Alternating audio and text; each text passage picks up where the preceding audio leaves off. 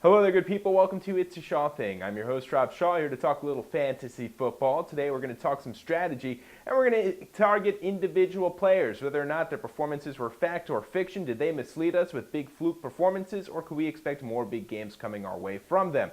Well, let's start off in Philadelphia. Jeremy Maclin with a heck of a performance. He ended up with 142 receiving yards, 2 touchdowns in a breakout performance for him. So could we expect him to become the #1 target for the Eagles? I think not. Deshaun Jackson had a very quiet afternoon with McNabb, so I think that's going to change as the season progresses. Jackson more proven than Maclin. Perhaps the team just didn't focus on him defensively, and for that reason he had a huge performance. Now, we've seen big performances by small speedsters before. Remember Ted Ginn Jr. a couple times last season. So I don't think this is anything that's going to be ordinary this year, though Maclin does have a lot of potential. If you could store him on your bench, do so, but I would not advise putting him in your starting lineup.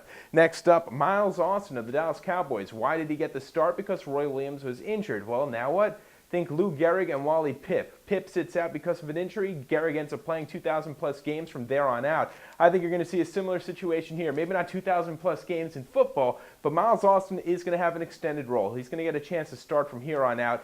We'll see if he can keep it up. Obviously, 250 yards is quite a bit, but I do think that this kid's got a lot of talent. He's had some good games in the past. I'm right now buying on Miles Austin to perform at a high level for the remainder of the season. Next up, Ahmad Bradshaw of the New York Giants. He scored twice as well with 165 total yards of offense. What to expect from this second tailback for the New York Giants? Well, I still believe he's going to be in a secondary role. Nothing changes. Brandon Jacobs is still the man there. Look, he only had 11 rushes in this one. He ended up with over 100 yards. If he could maintain that performance and those yards per carry, then wonderful. Is that going to really happen, though? Absolutely not. Bradshaw's a good fantasy player. In fact, he's better than Leon Washington, which is a surprise in my book. I expect Bradshaw to get his 1,000 rushing yards this year, just like Derek Ward did last year. But as far as fantasy value, the touchdowns won't be consistent, and the 100-plus yard games are also not going to be all that often as well. And finally, we're going to finish up with Kellen Winslow Jr. of the Tampa Bay Buccaneers. Big performance from the tight end. He too,